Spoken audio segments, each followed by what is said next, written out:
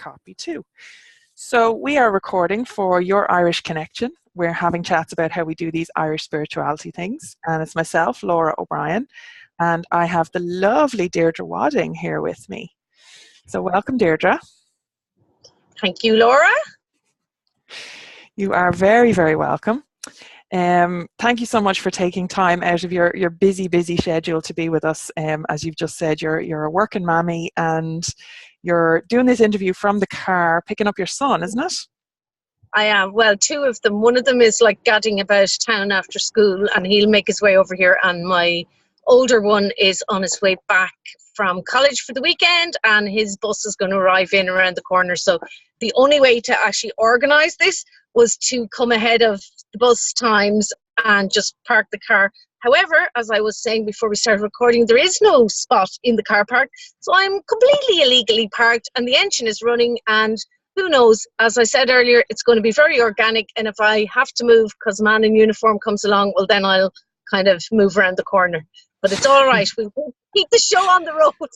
We will. Be grand. Be grand. We can maybe press pause on the recording or something and, we can sing a song for the people and then get back to the interview once you're settled, okay? Buggy and all that, yeah. Exactly. So, Deirdre, you probably can't see the screen here, but I have some lovely little pictures of you that I just got off the internet. So your drum features strongly, and of course your political career. So we're going to get to all of that and a little bit about your background and your history and everything as well. But so we've got a few questions. So I'm just going to go through screen by screen, but obviously I will ask you the questions because you can't see them on the screen. Okay? No, can't see anything. That's okay. We can see you, sure, that's the main thing. So when and where did your interest in Irish spirituality begin? I would say very, very early. I was one of those kids who was a real reader. I read voraciously from a very young age and I was always absolutely transported, fascinated by fairy tales and mythology. Now, I would have read mythology from all lands. I didn't live too far from the library here in Wexford Town where I grew up. And I spent loads of time in the library and went through all kinds of mythology. But the mythology of Ireland here absolutely just engaged me at such a deep level. I was really fascinated by it and it sort of just seeped into me. And I mean, to this day, I do have a really, really strong link to stories and I work as a storyteller and, I bring it into my shamanic work. I do shamanic journeys into the mythology. And so I think that's probably where that sense of the real connection with the heritage in terms of the mythology, but the land itself as well. Even though I grew up here in Wexford Town, which is a very small Irish town really, open to the sea, so the sea would have had a very strong impact on me, the open water. But my mother was from an absolute middle of nowhere, kind of arse end of nowhere as we say, down in County Cork in the wilds from a little small farm, and we would have spent a lot of time down there as kids on my uncle's farm with my grandmother, who was a great woman, and my mother's grandmother would have been a midwife who would have delivered the kids round about and known about herbs and stuff like that. But the land down there, my uncle's farm was kind of right down in a valley, and even down below the farmhouse, the lane would have wound down right down into the bog, and then on the other side of the road up at the top of the lane it would have continued on up into mountain, and he had sheep up there. That landscape definitely was my first kind of deep spiritual connection with the land itself and with our land, And then I have to throw in Horslip's albums, the Book of Invasions and the Táin. I just went into an absolute trance listening to those when I was in my early teens. Absolutely. The Mórrígan song from the Táin is still one of my favorites. I still actually use it in a ritual context. It's an amazing piece of music. So if anybody hasn't heard of Horslip's, it's Horslips. It is. And their album, particularly the Táin, but the Book of Invasions is the other one, and they were very divinely inspired, I'd say, in their music. Celtic rock. Absolutely. They really capture it. I love that one, Sideways to the Sun, on Book of Invasions, about the two of the Dannans slipping away into the hollow hills. And I think that really captures that sense of we've gone sideways to the sun, you know? Very much so. And of course, one of our cultural anthems comes from the Táin as well. It's a song called Jarrig Doom, which I believe is about Cuchulainn, but it is. It's about the red mist, when the red mist comes on him. Yes, and the opening sequence to that was used in our one of our big football anthems. So it's very culturally significant for the Irish. Besides being spiritual. I know, when you see me coming, you had better run, and Jarrig Doom. So yeah. That kind of says it. Yep. So I told you get a little song for us. So, how did you practically go about getting started? So was there books, courses, events, people you met? Now, obviously, we're talking, Deirdre, now not to age you or anything, but you'd be a bit older than me now, and I'm no spring chicken. I'm 55, and I have not. I feel like when I say that, it's like one of those ancient people going, I'm 55, you know. But yeah, I am 55, so yeah, no bones about that. So I suppose you're talking back, you know, my teens were in the 70s. I'm still a hippie child, but how did I go about it? I mean, I suppose I sort of did my own kind of thing for quite a while. And, you know, I was one of those people, I think I was deeply spiritual from the word go, but I had absolutely no framework except my Catholic upbringing. So I would have taken that quite deadly seriously for quite a long part of my existence. And then experiences in my life, I suppose particularly at the age of 18, being sort of somewhat clueless and finding myself pregnant for the first time, got banished off to those peculiarly Irish institutions, the mother and baby homes. Around that time, you know, within, say, from 18 to 21, I was really struggling with the faith I had been brought up in, and where is there a place for me as a young, you know, visceral, sexual young woman? And I found that there was no place for me in it. So I started searching. At that time, I had heard of, you know, a Wiccan coven that friends of mine were attending, and the high priestess was your good friend and mine, Barbara Lee. And so that was my first kind of brush with any sort of formal training, but of course it wasn't specifically Irish. Now, you know, the Irish deity came into it. What year was that? Which coven was that? I think that was 1984. Okay, so they would have been. Where were they based at that point? They were in Adelaide Street in Dunleary. Wow. Yeah. In the flat. Yeah. So they would have just, at that point, I think we've been doing the Wiccan thing, and of course, like Irish deity would have come into some aspects of it, but it was, you know, it was formalized. I learned so much from it, and one of the best pieces of advice I got from one of the coven members when I was talking about, you know, there's so much to learn, correspondence, and so many different streams of stuff, and she said, separate out one strand, learn that really, really well. And everything else will kind of knit together. It'll dovetail in. And I started with astrology, which led into tarot, because I went to the Astrological Association in Rathmines. And I met people there involved in the Fellowship of Isis, which I'm still involved in to this day. And again, none of that was specifically Irish, but the Irish was my own thing. It always had been. I always loving the language, speaking to her for, you know, about 10 or 11 years, and so I had to have reasonably good and relatively fluent Irish. So I've always maintained that, and that has really, really deepened with the spiritual work that I do, connecting with the land here. I'm kind of jumping, I know. It's okay. I suppose the specifically Irish thing, it sort of happened organically for me, because that was how I felt about my spirituality. That was how I connected with spirit. It was how I connected with the gods. And in any formal sense, didn't really come until very much later, which would have been probably when I started doing the Celtic shamanic training. And again, like we did also, like when we were doing that training, it would have brought in the Welsh and the Scottish as well, you know, to a large extent. But I suppose for me, deity always brought me back to the mythology and brought me back to the Danann primarily, but not exclusively. And it just kind of evolved. It's very hard to say when, at what point did I start, you know, working specifically with Irish paganism, because it was always there, you know.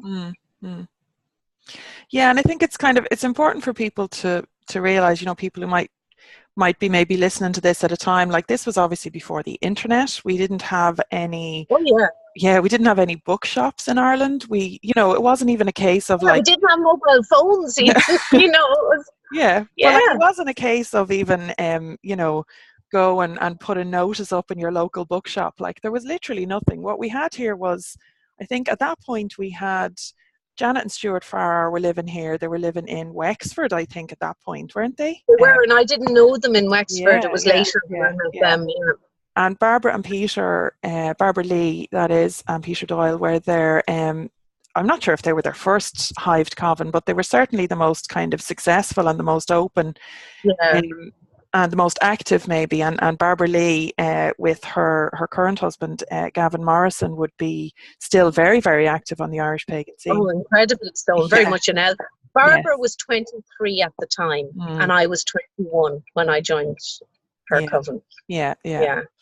So like that was literally like the Fellowship of Isis was there, but again, not even like that wouldn't have even been kind of classed as pagan really at the time, you know. Well, it still isn't, to be honest. I mean, strictly speaking, the Fellowship of Isis is a multi-faith organisation because what it is really about is the honouring of the divine feminine in any form across all traditions. So it is open to all faiths. Now, I would say that of the ordained priesthood there, you know, probably a majority of us actually are practicing pagans, but there are some who are not.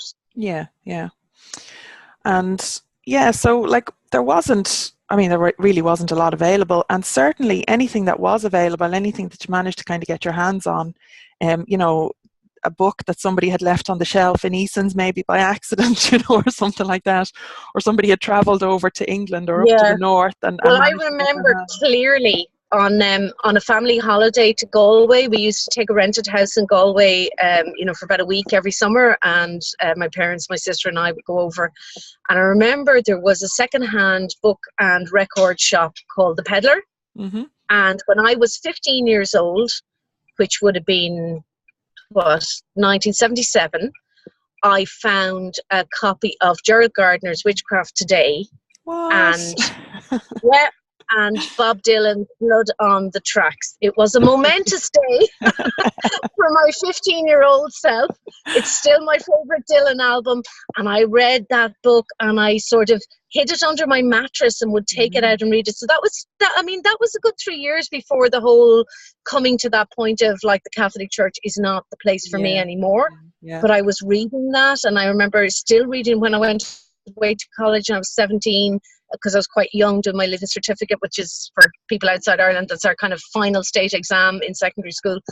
And I was sort of surreptitiously, and I can remember when I read the bit about the witch trials and, you know, the witch probes and all that, kind of just, it really hit me. It was like somebody had like stuck a hot needle into my body. I just could really feel it, and I thought, this is horrendous, you know. It really connected with me. So yeah, obviously there were connections, past life connections or whatever going on there, and something was waking up, you know. Yeah, and that kind of, I mean, I've a story of coming across one of Stuart Farrar's books again in a secondhand. I think was it Tower Records on Wicklow Street. They did some secondhand books in there. Oh yeah, they've moved now to Dawson Street, but they were there, And picking up one of Stuart's novels, I think it was. You know, and it's just those kind of things that. Like we're such a small country, and the chances of finding something like that in a bookshop, you know, it's right place, right time, you know. There's always those little connections. I can remember Wexford is home to a little, well, it's not a little, it's huge now, an opera festival, and it's been running for about 60 years. But there's always like craft fairs and fringe events and all this. I remember one opera festival this is going way back to, I think I was only starting out with Barbara and Peter. And at one of the craft fairs, there was a couple who made beautiful copper objects. You know who I'm talking about. And I was looking at copper bracelets, and there was a beautiful crescent moon made from copper. And I said, oh, I love copper. And the woman looked at me, Marjorie was her name. She looked at me and she said, copper is the metal of Venus, you know. And she was looking at me quizzically, and I said, yes, I'm aware of that. I said, it's, you know, it's one of the things like, and then she said, she said, do you know somebody called Barbara in Dunleary? And I said, yes, I do. And then she whipped out from underneath, you know, like the top shelf in a certain kind of bookshop, she whipped out from underneath this brochure, and it had all this ceremonial copper jewelry and crowns and all the rest. But just that, like, I love copper, and she just got it. Do you know what I mean? And it just, all those little things still happen, you know. So yeah, and it was very much like finding connections like that was, I mean, you know, I think a lot of people outside Ireland might not get the cultural significance of it. I mean, you can imagine it or whatever, but I think anybody who's been a member of like an underground community, such as anybody on the LGBT scene or anything, absolutely, you know, you almost have to wear these little secret signs and, you know the handshake. And trying to spot one of your own tribe, you know, is a very exciting and nerve-wracking thing, you know. It's not like that now, you know. I mean, even, I do know it can vary from place to place, and sometimes in some more rural, isolated places, it's probably not as easy. But even when I was teaching in London back in, it was the late 80s, 89, and one of my colleagues was from the west of Ireland, and she said, but how do you do what you do? Like, because I was quite open about it, you know, being pagan and working with the tarot and all that, and running little workshops and groups in the house. And she said, do people not like give you a hard time? I went, no, not really, you know. And even when I came back to Wexford, which would have been in about 92, 93, when my daughter was born, and I would go into like the local pub or whatever, and the old guys would be going, here she is now, the high priestess. Did you come on your broom, did you? And it was just, there was an affection in it. You know what I mean? I might have been an oddity, but I was, you know, that thing, I was their oddity, you know? Yes, you were a witch, but you were their witch, Deirdre. So, exactly. The tribalism kicks in. I know it well. I know it well. I do, no, you do. So I would be the same. I'd be very open from the age of about 16 when I first got my hands on a Vivian Crowley book and was like, oh my God, I'm not on my own, you know? Yeah, and, exactly. And it was just a case of like, yep, this is what I am, and flying the flag and everything, because I'd been non-Catholic for, God, a good 10, 11, 12 years at that point even. Yeah, sure. Yeah. So, you know, it's just, it's funny kind of thinking back. And then the first moot happened in the late 90s. And that's really, again, that was pre-internet. That was all done by letter and, you know, mail and list and paper letters sent out, you know. But were you at any of them, or were you around for any of them? No, I had actually left. I was back in Wexford because we had moved down here for like a few months just after my daughter was born, and then made the decision to stay put here. So I was resident in Wexford. What I had done when I came to Wexford was, how will I meet kindred spirits? I will set up a tarot class and they will come. Nice. And that's exactly what happened. I set up a tarot class, and the people who came to that then evolved into like a little group of people who were interested in having circle or whatever, you know. Not all of them, but quite a few of them, and a number of them became really good friends then. Listen, somebody in a legal spot in front of me has just moved, so I'm just going to roll on up there while we're talking. Carry on. You carry on. Okay. Right, now. So, good job. Here we are. So, come here. When you have your phone there, when you have your phone there, can you just make sure that it's pointed at your face instead of at the roof? Because we're getting a lot of your sorry, car. that's just because I was moving. That's all. Here, I know. Can you see me now? Down a bit. Down a bit. There we go. Now we can see you. Yeah, now we can see you. Yeah, that's better. Okay, so I'm not aimed at my chest now. Well, look, we don't mind if you don't, Deirdre. I'm just saying, okay? It's fine. We're all pagans here. It's grand.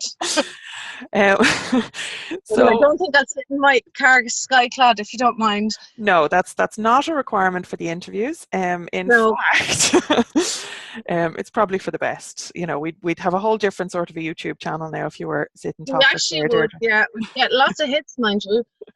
Anyway, go on. So Sorry, I'm anyway, digressing. what sort of things do you do on a daily or weekly or monthly or seasonal basis to explore or express your Irish spirituality specifically? So I know I've talked about paganism generally, but it's Okay. kind of, it's hard. It has been hard for us to come by what I would view as a native expression or a native Okay. exploration of the spirituality. So what would you do on a regular basis? Well, what I would say is pretty much everything that I do on a personal level, as in my personal practice, is Irish. Hmm. The bits where it's not are when I'm at a Fellowship of Isis ceremony. My bit will be Irish, but then there'll be a range of expression and a range of deity that people connect with. And also when I and my good friend Coach Brannigan are training the priesthood for the Fellowship of Isis, because we're working through liturgy that is ranging over different pantheons. But Hmm. in terms of my own personal practice, it's all about the land, really. I mean, because my personal practice is shamanic. So Hmm. it, to me, at its basic level, is just getting out on the land and plugging in, put your feet on the ground and plug in. So it would start with, as I wake, I would call to my patron deities and ask for blessing and guidance during the day. Um, I will connect with like the crows. um, Sort of have a little commune with, whatever birds are outside my window. And then when I sort of go outside, there's just a communication going on, sometimes silent, sometimes through song, sometimes through spoken word. So there's a constant communication going on between the spirits within nature, our deities, the land, the water. So it's not kind of I'm sure we're all the same. It's not a thing that we do. It's just part of who we are, and it's woven into our interaction with the day. But there would be, like, I have my altar in my room, and then I have the kind of the home altar, which is kind of in the heart of the house.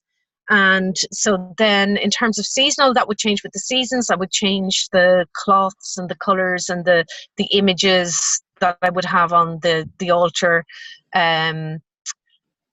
Then on a seasonal basis, like with my kids, depending on who's home at the time, who's in college or, whatever. If it's just me and the youngest, well and good. If they're all home, which would tend to be probably Samhain and the solstices, everyone be home. We usually do a family thing, which we do at, we might do that at the indoor fire and altar in wintertime. We'd also light a little fire pit outside in our jungle of a garden.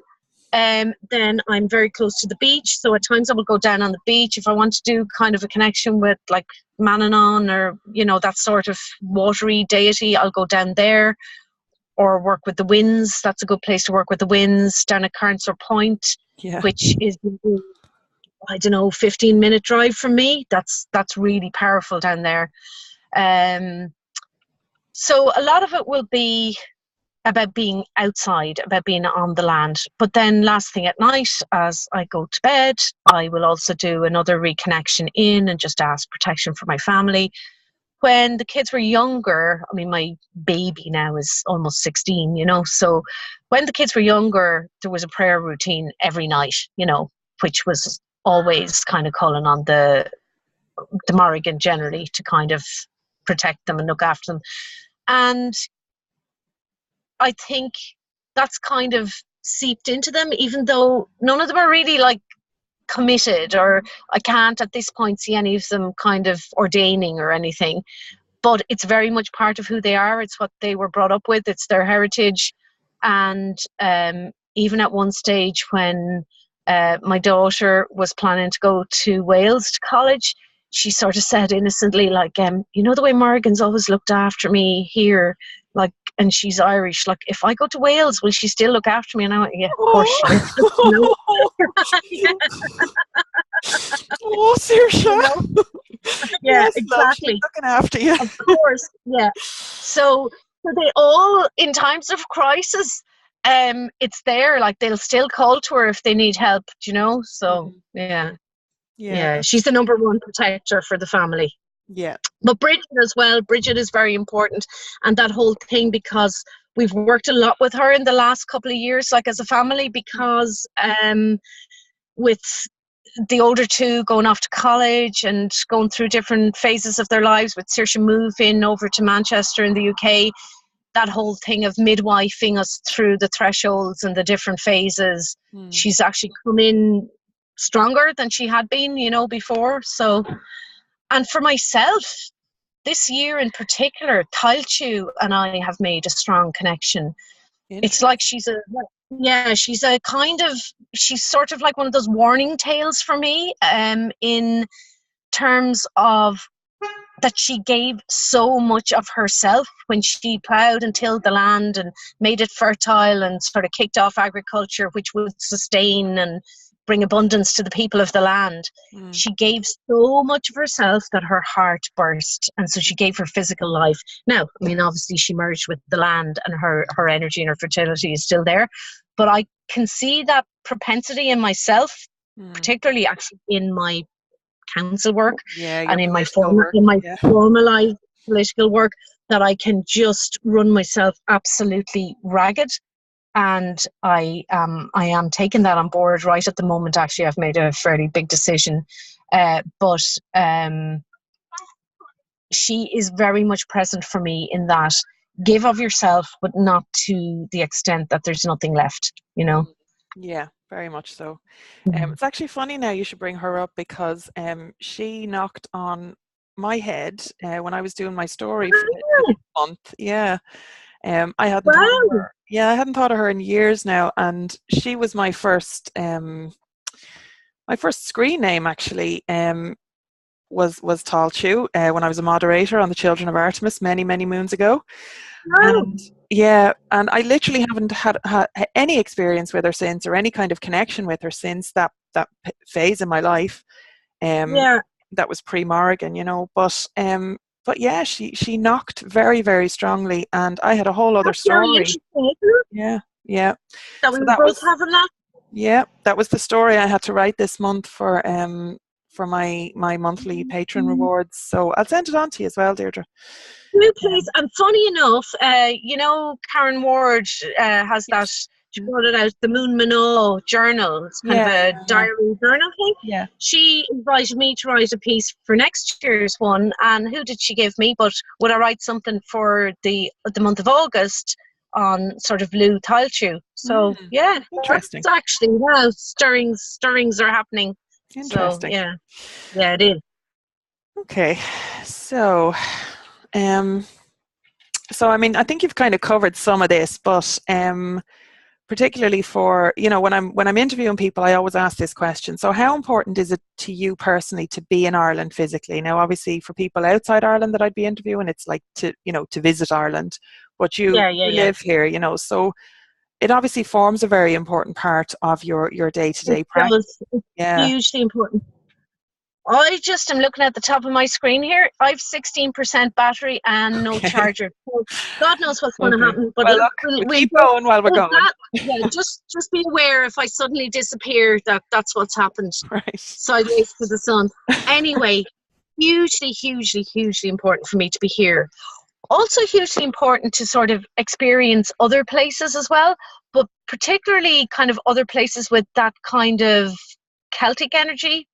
And so along with here, I find there are parts of England, parts of Britain, certainly Scotland, certainly Wales, but Glastonbury and around Glastonbury and Somerset and up around Wiltshire and all that, places where you can access that same energy, because, if you think of it, go back to a certain length of time, it was all one Do you strip think of it's the land. same though, Deirdre? That's where now I get where you're coming from with the It's not similarity. it's not exactly the same, but some of it is very.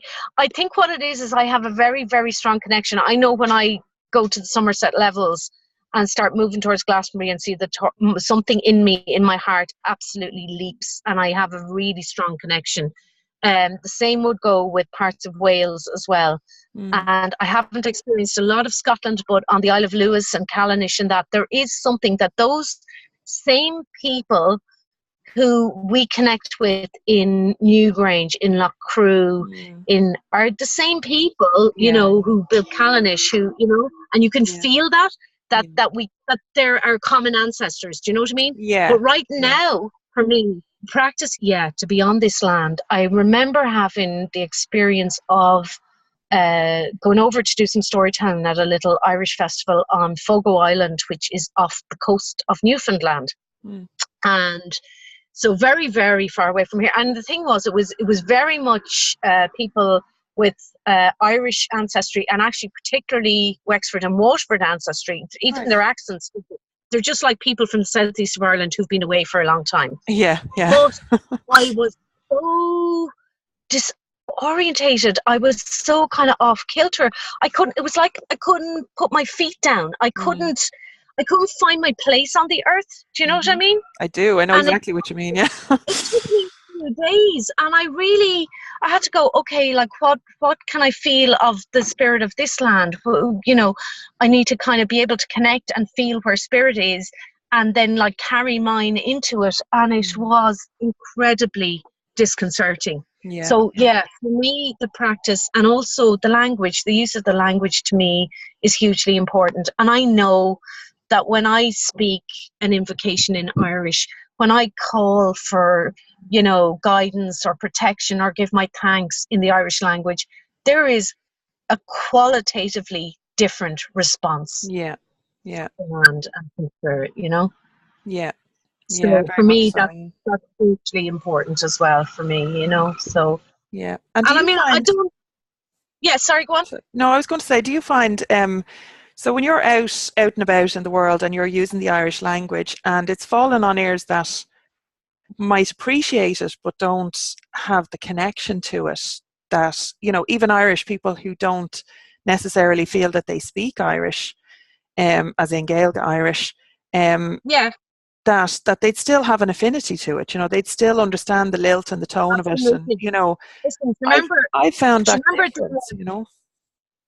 Do you remember the ceremony we did, and you did one of the quarters up at Ishnock for Standing Rock? I do. So it was a big circle effect for Standing Rock. Yeah. Well, some of my friends from Wexford, who actually happen to be comrades in my People Before Profit branch down here, so they work with politically. Yeah. They came up because they were very committed to the Standing Rock issue, and they would all have a sort of spiritual kind of aspect to them. One in particular. But it wouldn't be necessarily for all of them their practice. But afterwards, they came to me and said that the Irish had really struck them, that they had really felt it really deeply. And a couple of those guys are brothers, and they had not had a good experience in school. They had totally been put off, as many people were, because of the way it was rammed down people's throats, and because there was violence and aggression attached to forcing it on people. And so they had switched off, and he said, oh my God, it was so beautiful to hear the Irish. It made me want to be able to speak it. For the first time, he said, since leaving school, and he'd be my age, for the first time since leaving school, I actually felt I'd like to be able to speak Irish, because it was in such a different context and you could actually feel the energy of it. So I think that's an absolutely fair question. No, absolutely. I've been banging on about people learning Irish if they want to connect in, you know, and it's not that for a very long time, as you know, and it's not that it's not that the gods don't understand English, but you know, ultimately, like when you're working with ancestors, particularly, like English is the tongue of the oppressors, you know, not to get too nativist on it, but slave tongue, as some people call it.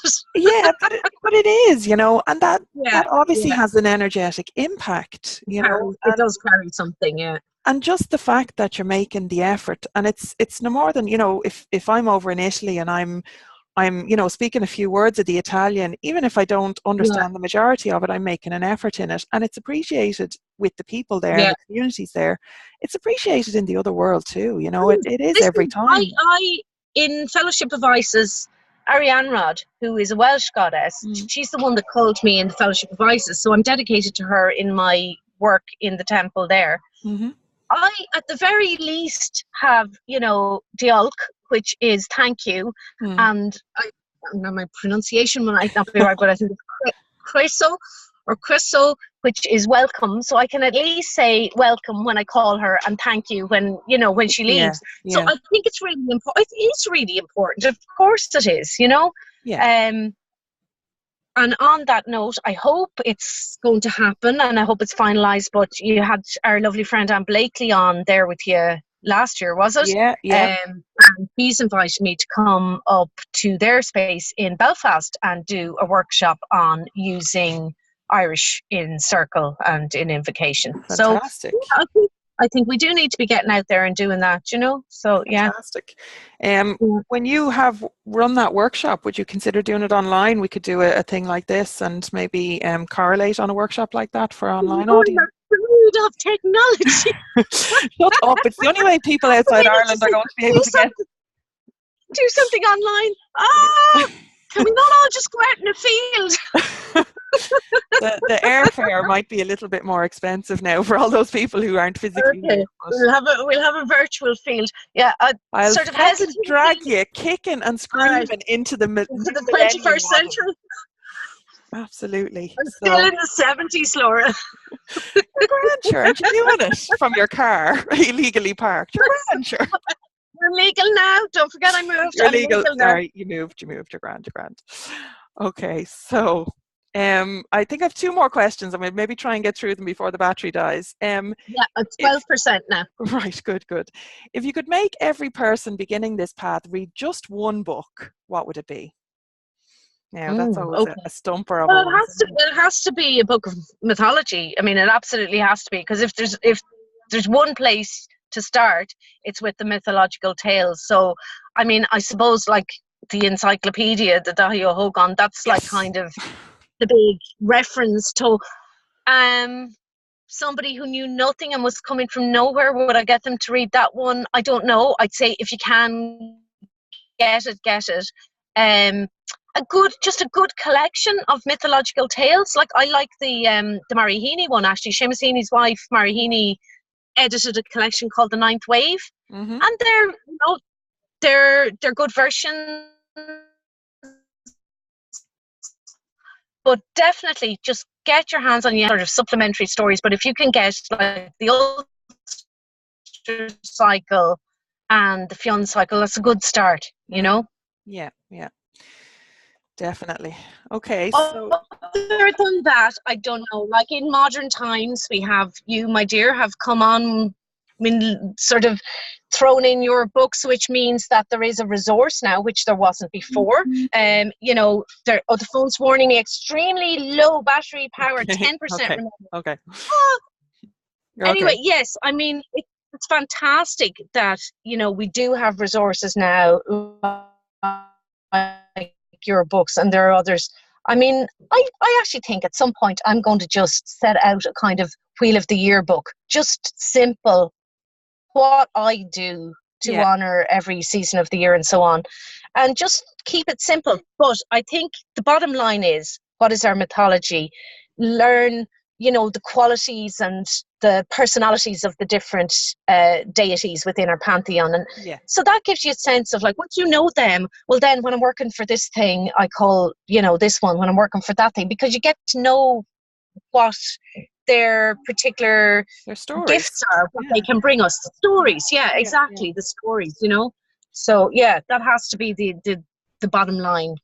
Get familiar with the mythology. Yep, 100% with that. So what advice, last question I think, what advice do you wish someone had given you that you would like to give people starting out on this path today? So again, Irish specific, so what advice do you wish you had that you would like to pass on to other people? Ooh.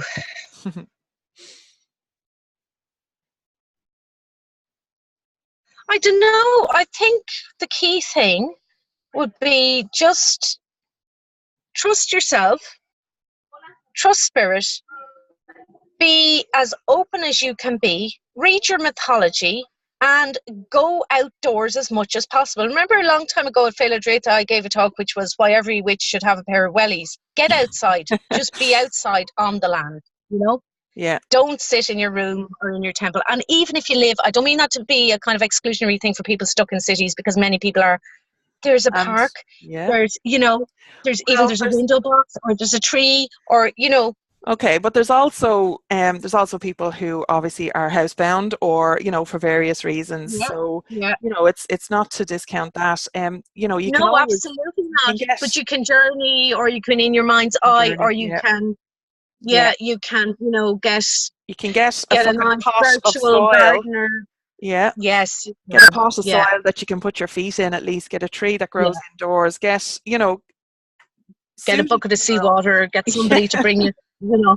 But that's, for me, it is just, you know, listen to the earth. One of the things that I have found is every little place has its own song. And if you lie down on the earth, especially somewhere you've never been before, just listen, and then just let your voice allow that song to come through you. Yeah. And I don't mean it has to be like a song with words or whatever, but let that melody or that sound come through you. And for me, that's communication. You've really bonded with that little piece of earth then. And when you go back there, it knows you and you know it, you know? Yeah. So, and I think pretty much everybody, no matter what your situation is, or whatever, you know, whatever your personal circumstances are, as Kerry just said in the chat there, you know, everybody can see the sky, you know, pretty much. Well, obviously people who can see, excuse me, people who can see the sky.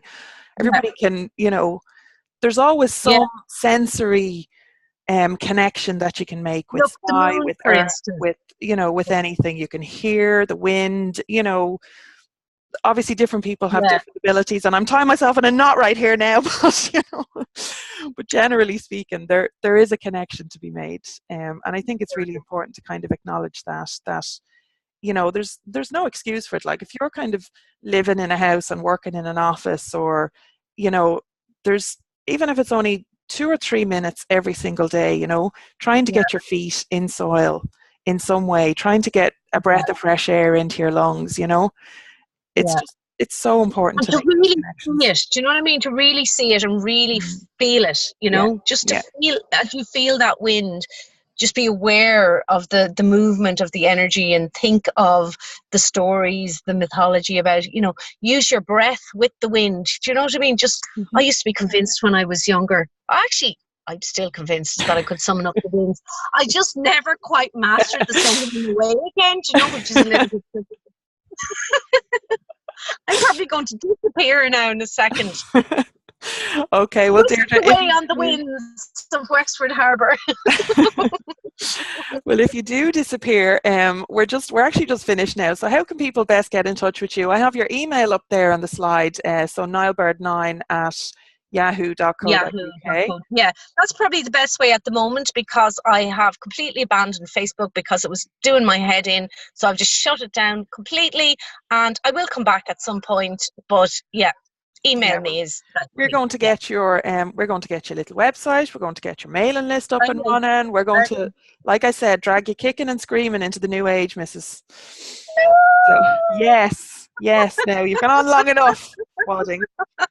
It's nonsense. People need to hear what you have to teach.